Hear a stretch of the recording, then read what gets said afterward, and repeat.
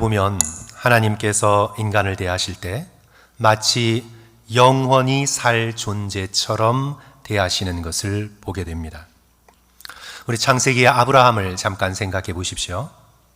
하나님께서 아브라함을 밖으로 이끌고 나가 말씀하십니다. 하늘을 우러러 뭇별을 셀 수 있나 보라.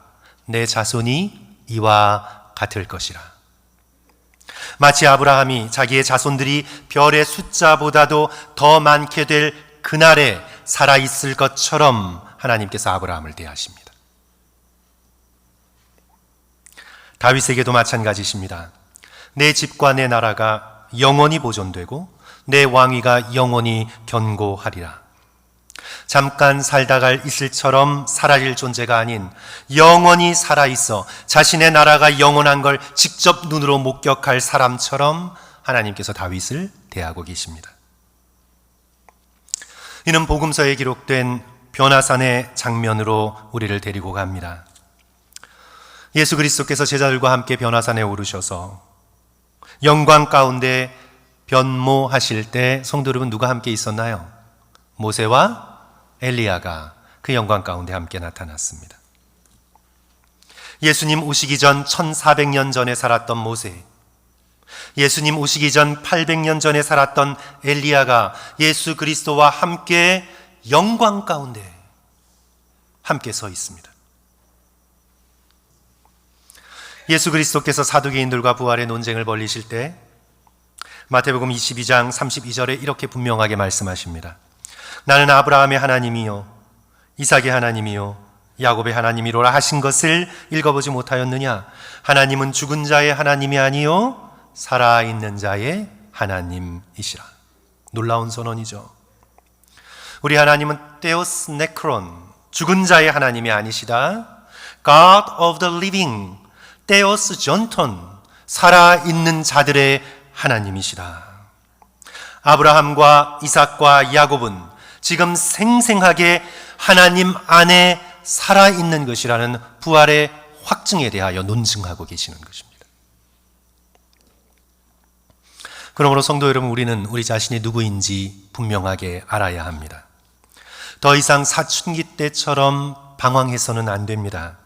사랑하는 성도 여러분, 우리가 누구입니까?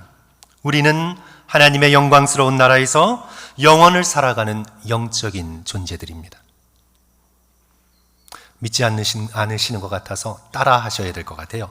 성도 여러분 따라합니다. 우리는 하나님의 영광스러운 나라에서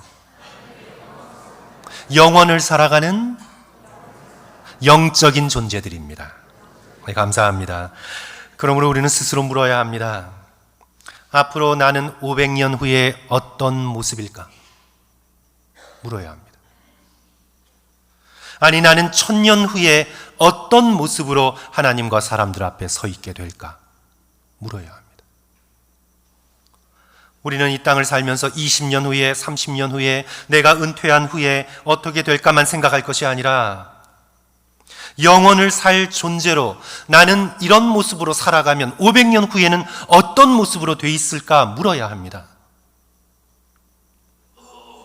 죄를 다 버리고 걱정과 염려를 다 떨쳐내고 하나님이 주시는 믿음과 사랑과 소망으로 가득 찬 사람, 늘 사랑하고 섬길 준비가 된 사람, 마음은 순결함으로 가득 차고 감사와 기쁨으로 가득 넘쳐 예수 그리스도를 닮은 사람으로 500년 후에 내가 되어 있을까? 우리 자신을 향해 물어야 합니다. 우리는 영혼을 설계해야 합니다.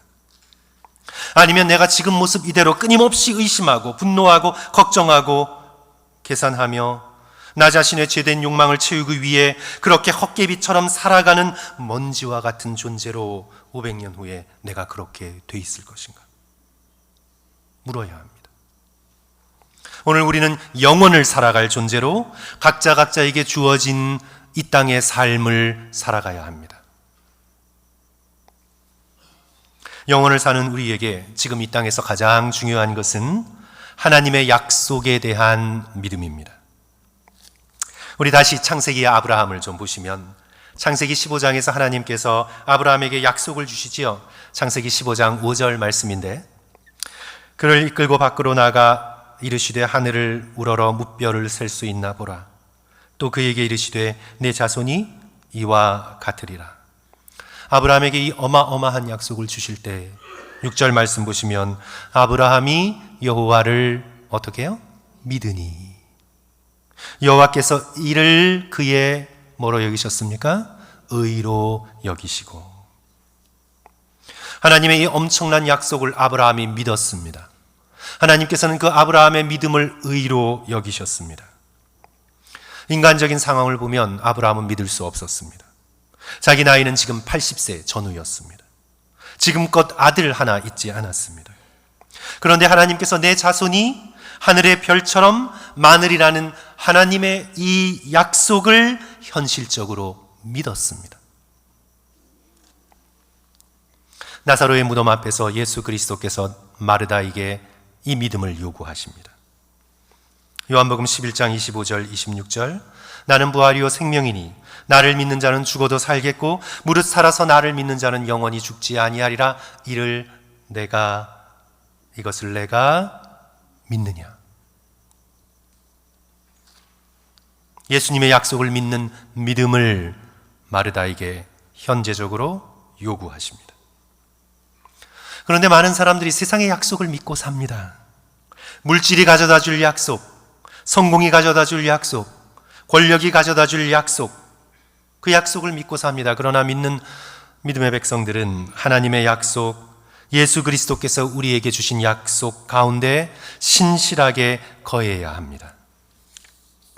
오늘 본문에서 하나님께서 슬퍼하며 통곡하는 이스라엘에게 약속을 주시죠. 우리 하나님은 약속하시기를 기뻐하시는 분인데 우리 15절 말씀 성도 여러분 함께 읽도록 하겠습니다. 여호와께서 시작. 여호와께서 이와 같이 말씀하시니라. 라마에서 슬퍼하며 통곡하는 소리가 들리니 라헬이 그 자식 때문에 애곡하는 것이라. 그가 자식이 없어져서 위로받기를 거절하는도다.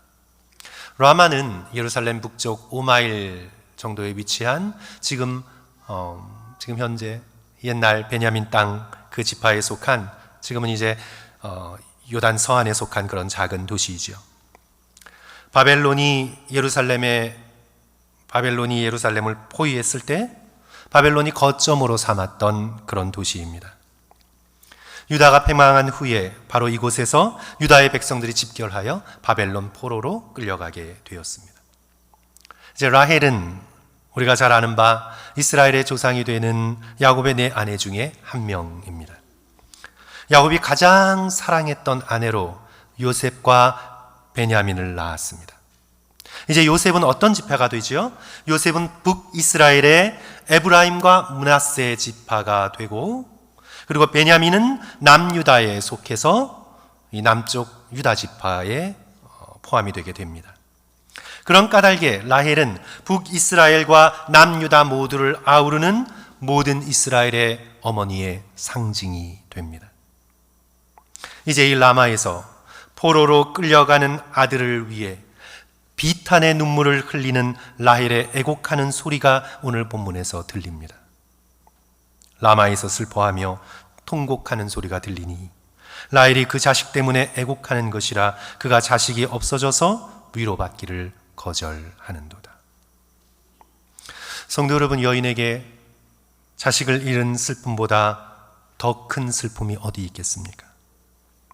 과연 그 슬픔을 돈으로 위로할 수 있겠습니까? 보석을 가져다 준다고 위로를 받겠습니까?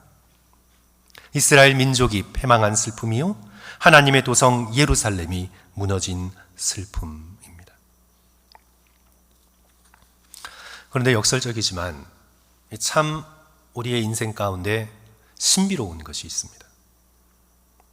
그것이 뭐냐면 인간은 처절하게 슬퍼한 후에야 비로소 그 깊은 상실의 슬픔 속에서 참된 소망을 발견합니다. 이것이 참 힘들지만 진리입니다. 예수 그리스도께서 말씀하신 애통하는 자의 복, 바로 그런 복입니다. 도스토예브스키의 소설 죄와 벌의 마지막 장면이 나오는데요. 마지막 문장입니다. 그들은 말을 하고 싶었지만 할 수가 없었다. 여기서 그들은 라스콜리니코프하고 소냐라는 주인공이에요. 두 사람의 눈에는 눈물이 그렁그렁했다. 두 사람은 창백하게 야위어 있었다. 그러나 그렇게 아프고 창백한 얼굴에서 새로운 미래의 여명이, 새로운 생명으로 다시 태어나는 완전한 부활의 여명이 빛을 발하고 있었다. 주인공 라스콜리니코프는 확신범입니다. 전당포 노파를 살해하고 그가 축적해 놓은 돈으로 여러 사람을 부유하게 할 수 있다면 그런 살인은 정당하고 선한 것이라는 확신 속에서 범죄를 저지릅니다. 그리고는 붙잡혀 시베리아 유형을 떠나게 되죠. 그때 창녀 소냐는 그를 끝까지 사랑하며 그리스도의 사랑과 용서를 전하게 됩니다. 이제 시베리아 유형 8년째, 라스콜리니코프가 병들고 소냐는 매일같이 찾아와 그를 간호하던 어느 날, 봄이 찾아오고 그토록 거부하던 라스콜리니코프가 성경을 펼쳐 읽기 시작하고 소냐의 헌신적인 사랑에 감동받아 참된 변화의 길에 들어섭니다. 이것이 바로 주의 여벌의 마지막이에요. 창백하게 야윈 얼굴에서, 건강한 얼굴이 아니라 창백하게 야윈 얼굴에서 새로운 미래의 여명이 밝아옵니다. 그 얼굴에 부활의 빛이 깃들게 됩니다. 하나님께서는 예레미야를 통해 위로받기를 거절하는 라헬에게 이렇게 말씀하십니다. 16절 말씀, 성도들 우리 함께 같이 읽을까요? 여호와께서, 시작. 여호와께서 이와 같이 말씀하시니라. 내 울음소리와 내 눈물을 멈추어라. 내 일의 삭슬 받을 것인즉 그들이 그의 대적의 땅에서 돌아오리라. 여호와의 말씀이니라. 아주 직접적이고도 아주 강력한 말씀입니다. 내 울음소리와 내 눈물을 멈춰라. 더 이상 슬픔의 감정에 압도당해 인생을 살아가지 말아라. 너의 눈물을 멈추고 내가 내게 하는 약속을 진심으로 믿어라. 하나님께서 어떤 약속을 주셨나요? 너의 슬픔이 헛되지 않을 것이라. 너의 슬픔의 삭슬, 이자까지 얹혀서 다 받을 것이라. 그러면서 주시는 말씀이 17절, 너의 장래에 소망이 있을 것이라. 너의 자녀가 자기들의 지경으로 돌아오리라. 여호와의 말씀이니라. 이스라엘은 다 잃었다고 생각했습니다. 나라는 바벨론에 짓밟혔고 거룩한 도성 예루살렘은 파괴되었고 백성들은 하나하나 포로로 끌려가게 되었습니다. 인간적으로 볼 때 다 끝났습니다. 아무 소망도 없습니다. 그러나 하나님께서 라헬에게, 이스라엘에게 말씀하십니다. 너의 장래에 소망이 있을 것이라. 잃었다고 생각한 너의 자녀들이 하나도 잃어버려지지 않고 약속의 땅으로 다시 돌아오게 될 것이라. 야곱의 슬픔이 성도 여러분 떠오릅니다. 우리 창세기를 보시면 이제 라헬의 남편이 야곱이죠. 야곱이 특별하게 사랑했던 아들은 누구였나요? 요셉이었습니다. 형들이 질투해서 요셉을 애굽으로 팔아버리고 그가 입고 있던 채색 옷에 짐승의 피를 묻혀서 아버지 야곱에게 가져다 주죠. 야곱은 아들 요셉이 짐승에게 찢겼음을 깨닫고는 생각하고 슬퍼합니다. 창세기 37장 34절 35절이죠. 자기 옷을 찢고 굵은 배로 허리를 묶고 오래도록 그의 아들을 위하여 애통하니 그의 모든 자녀가 위로하되 그가 그 위로를 받지 아니하여. 오늘 본문의 라헬처럼 위로를 받지 않는 슬픔입니다. 이스라엘이 야곱이 라헬이 가졌던 슬픔입니다. 그런데 성도 여러분, 우리는 알고 있습니다. 요셉은 죽지 않았습니다. 하나님의 전능하신 손 아래에서 요셉은 보호받고 있었습니다. 하나님의 신비로운 섭리 아래에서 그 둘은 다시 만나게 될 것입니다. 아들 요셉이 죽었다는 것은 야곱의 생각일 뿐 실상은 하나님의 보호 아래 생생하게 살아 있습니다. 사랑하는 성도 여러분, 하나님 안에 모든 것이 다 살아있음을 믿을 수 있는 저와 여러분 되시기를 주님의 이름으로 간절히 축원합니다. 왜냐하면 우리 하나님은 산자의 하나님이시기 때문입니다. 잃었다고 생각된 모든 것이 하나님 안에 전부 다 생생하게 살아 있습니다. 1984년 9월 아리조나 투산 지역에서 유괴 사건이 있었습니다. 자전거를 타고 자기의 생일 카드를 붙이러 나간 당시 8살인 비키 허스킨슨이라는 아이가 나가서는 돌아오지 않는 거였습니다. 그리고는 부서진 자전거만 발견이 됩니다. 그리고 시간이 무려 7개월의 시간이 흐릅니다. 사체가 발견됩니다. 살인범이 검거됩니다. 어머니 데이비 칼슨은 딸을 비극적으로 잃은 상실의 슬픔을 견딜 수 없어 합니다. 누가 견디겠습니까? 아주 독실한 기독교인인 이 어머니는 딸의 빈방을 바라보며 밀려오는 슬픔을 참을 길 없어 딸의 침대에 쓰러져 몇 시간씩 눈물을 흘리며 통곡합니다. 그러던 어느 날 그렇게 슬퍼하고 있을 때 아무도 없는 방에 분명한 인기척이 느껴집니다.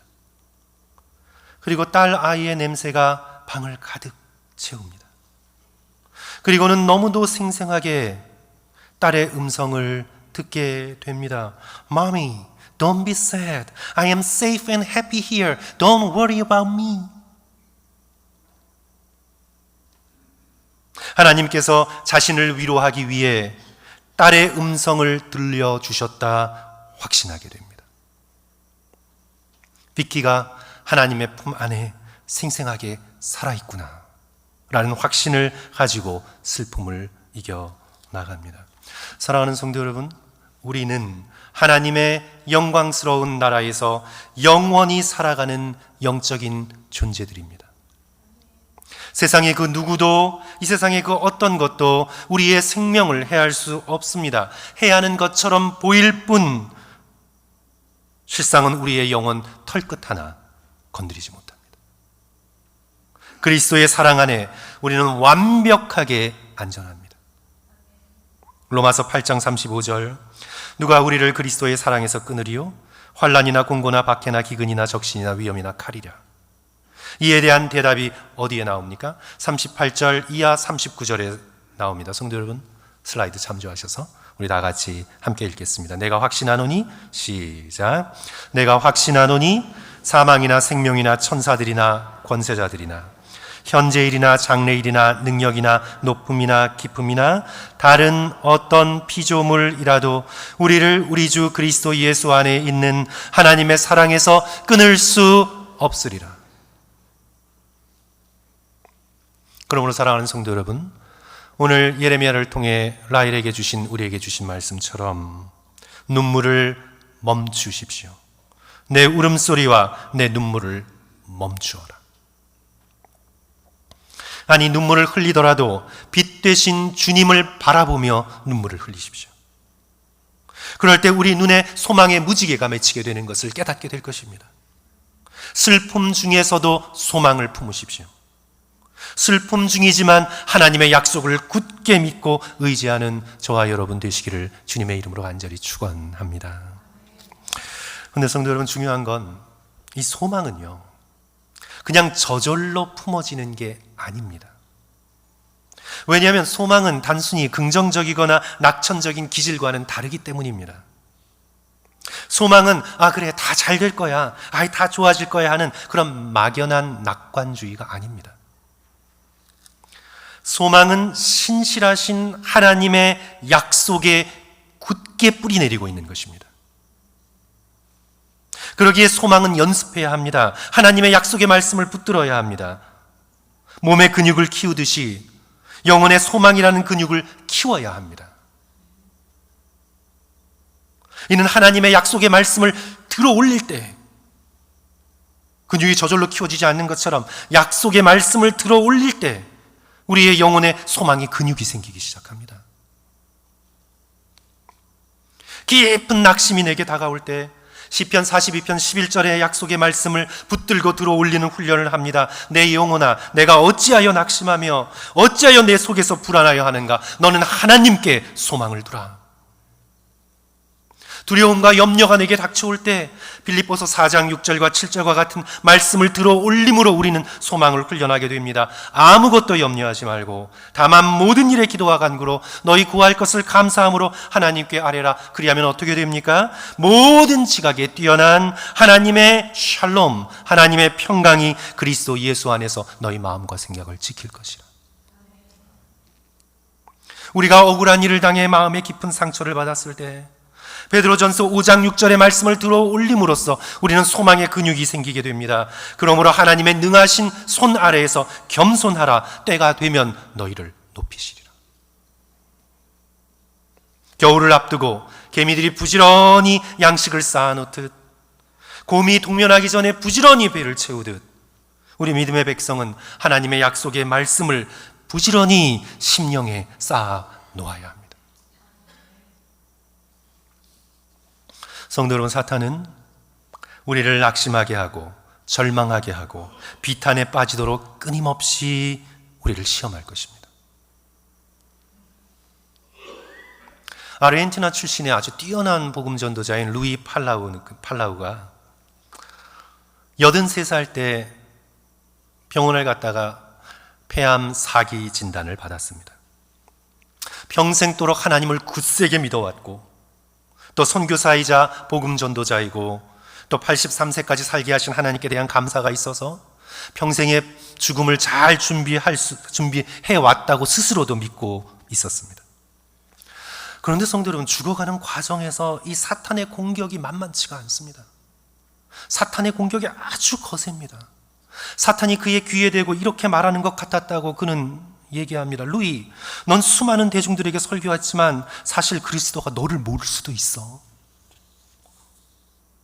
내가 도무지 너를 알지 못하니 불법을 행하는 자들아 떠나가라.